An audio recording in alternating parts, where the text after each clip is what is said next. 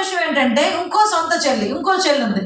తండ్రి చనిపోయిన తర్వాత చంపేసిన తర్వాత తండ్రిని చంపేసిన తర్వాత న్యాయం కావాలని అన్నయ్య దగ్గరికి వెళ్తే న్యాయం దొరుకుతుందేమో అని ఇన్ని రోజులు వెయిట్ చేసి హత్య చేసిన వాళ్ళు నువ్వు కాపాడుతున్నావని ఒకే ఒక బాధతో బయటకు వచ్చి హత్యలు చేయించిన నా అన్న జగన్మోహన్ రెడ్డికి ఎవడూ కూడా ఓటేయొద్దు అని సాక్షాత్తు నీ ఇంకో చెల్లి మాట్లాడుతుంది బయటకు వచ్చి. అటువంటిది నువ్వు ఈరోజు అక్క చెల్లెమ్మను ఉద్ధరించేస్తానని మాట్లాడుతున్నావు. అసలు ఏ రకంగా ఉద్ధరించాను నువ్వు అనుకుంటున్నావు జగన్మోహన్ రెడ్డి? ఈరోజు సుమారుగా మద్యపాన నిషేధం చేసిన తర్వాతనే నేను ఓట్లు అడుగుతాను అని చెప్పిన నువ్వు ఈరోజు మద్యపాన నిషేధం దేవుడికి పక్కన పెడితే కల్తీ మద్యాల వల్ల సుమారుగా 33 లక్షల మంది అనారోగ్య పాలవ్వటం, కొన్ని వందల మంది ఈరోజు చావుకి కారణమయ్యి చాలా మంది ఆడబిడ్డల మాంగళ్యాలు తెగిపోతా ఉంటే అటువంటి వ్యవహారంలో నువ్వు ఈరోజు ఏ నిర్ణయం తీసుకున్నావని ఈరోజు మహిళల సాధికారత గురించి, మహిళా దినోత్సవం గురించి నువ్వు మాట్లాడుతున్నావు.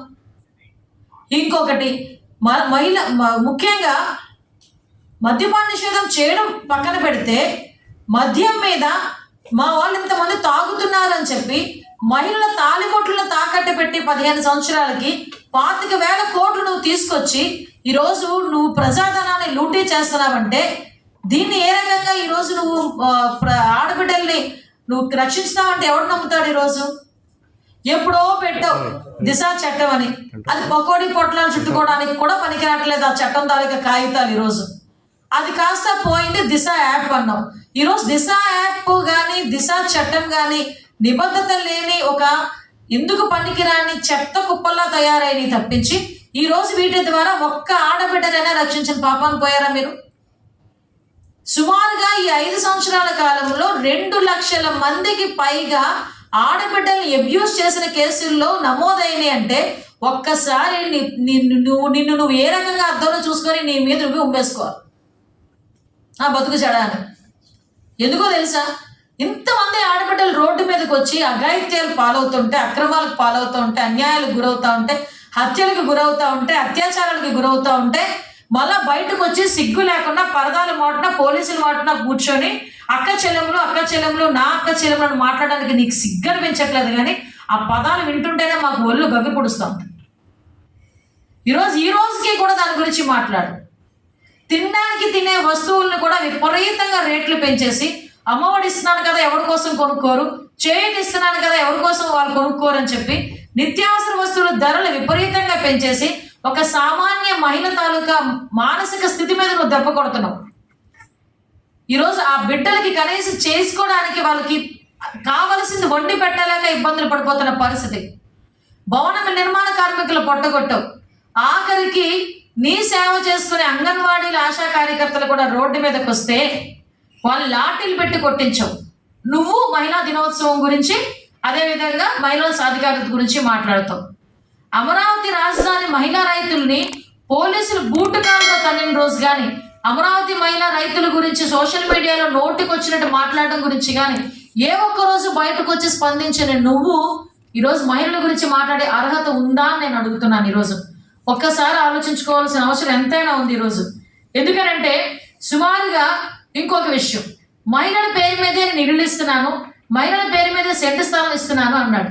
అదే సెంటు స్థలం మహిళల పేరు మీద ఇస్తానని చెప్పి ఈ రోజుకి కూడా ఇల్లులు కట్టక వాళ్ళు అప్పుల పాలు చేసిందే కాకుండా ఓటీఎస్ పేర్లు చెప్పుకొని సుమారుగా 10,000 నుంచి 30,000 వరకు లూటీలు చేశారు మీ నాయకులు.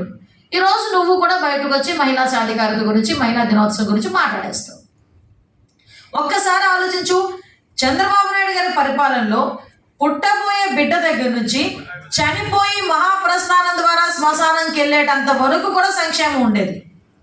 నువ్వు వచ్చిన తర్వాత నవరత్నాలని ఒక నకిలీ రత్నాల్ని, నకిలీ సాకులను చూపించి అదివి కూడా సరిగా చేయలేక చేతకాని దద్దమ్మలాగా బయటకు వస్తే ఎవడైనా అడుగుతాడేమో అని భయపడిపోయి పరదాలు వేసుకొని పోలీసుల మాటను కూర్చొని ఈరోజు నువ్వు చేస్తున్నావు. నేను నిన్న పైకరపేట నుంచి వచ్చేటప్పుడు చూసా, అటు ఇటు బారికేడ్లు వేస్తున్నాడు హైవేకి. ఏందిరా ఈ బారికేడ్లు ఏంటి గ్రీన్ క్లాత్ అనుకున్నా. బారికేడ్లు కాస్త అందులోంచి ఎవడు రాకుండానంట. ఆఖరికి మా నిర్వాసిత ప్రాంతాల వాళ్ళు ఎవరైనా వచ్చి రిప్రజెంటేషన్ ఇస్తారేమోనని చెప్పి ఆఖరికి కొంతమందిని హౌస్ అరెస్టులు కూడా చేయించిన పరిస్థితి ఈరోజు. అంటే ఎంత భయపడిపోయే పులివెందుల పిల్లి మైక్ పట్టుకొని చంద్రబాబు నాయుడు గారి గురించి, పవన్ కళ్యాణ్ గారి గురించి ఏకదాటిగా పాడిందే పాట అన్నట్టుగా పాడతాడు. అతనికి నిద్రపోవడం ఏంటంటే, చంద్రబాబు నాయుడు గారి గురించి, పవన్ కళ్యాణ్ గారి పెళ్ళిళ్ళ గురించి మాట్లాడకపోతే జగన్మోహన్ రెడ్డికి నిద్ర రాదట. అదొక వ్యసనం అంటారు. మాకు అలాగే అర్థమైంది. అదే చంద్రబాబు నాయుడు గారు అన్న పేరు వింటేనే గుర్తొచ్చేవి హైటెక్ సిటీ దగ్గర మొదలు పెట్టుకుంటే, ఆఖరి తల్లి బిడ్డ ఎక్స్ప్రెస్ దగ్గర నుంచి మొదలు పెట్టుకుంటే, మహాప్రస్థానం వరకు అనేక సంక్షేమ కార్యక్రమాలే కాకుండా మన ఊర్లో మీరు అందరూ తిరిగే రోడ్లు, మనం అందరం చూసే డ్రైన్లు, మనం అందరం తాగే నీళ్లు, మనందరం చూసే ప్రాజెక్టులు, మనందరం వెళ్ళే బ్రిడ్జిలు, ఇవన్నీ గుర్తొస్తాయి. అదే నిన్ను చూస్తే ఏం గుర్తొస్తాయో తెలుసా? జగన్మోహన్ రెడ్డి అని టక్కుమని గుర్తొచ్చేది కోడికత్తి, గొడ్డలి, బాత్రూము. ఈ మూడిటితో పాటు మనకేం గుర్తొస్తాయి? మోసానికి పరాకాష్ట, దగాకి బ్రాండ్ అంబాసిడర్, అవినీతికి ఫస్ట్ ర్యాంక్, అక్రమాలకి పెట్టింది పేరు, హత్యలు మా ఇంట వంట అవే ఉంటాయి, కబ్జాలు మాకు కాస్త మా పేటెంట్ రైట్ అన్నట్టుగా మీరు వెళ్ళే పరిస్థితి ఈరోజు జగన్మోహన్ రెడ్డికి ఉండే పరిస్థితి. ఇక ఇంతకీ కూడా పోతే దోపిడీ అన్నా, గంజాయి గురించి మాట్లాడాలన్నా, డ్రగ్స్ గురించి మాట్లాడాలన్నా, ఎక్కడికి వెళ్ళా దేని గురించి మాట్లాడాలన్నా వీటి గురించి పీక్స్లో రాష్ట్ర నెంబర్ 1 పొజిషన్లో ఉంచుతాడు. ఈ అవినీతి, దగా, మోసం, అక్రమం, హత్యలు, కబ్జాలు, దోపిడీ, గంజాయి, డ్రగ్స్, ఆడపిల్లల అక్రమ రవాణా, ఆడపిల్లల మీద హత్యలు, అత్యాచారాలు, ఇవన్నిటి గురించి ఇతగాడు ఈరోజు వచ్చి మాట్లాడతాడు. ఇతగాడికి ఇంకో షాక్, పాపం మహిళా కమిషన్ చైర్పర్సన్ రాజీనామా చేసిందట.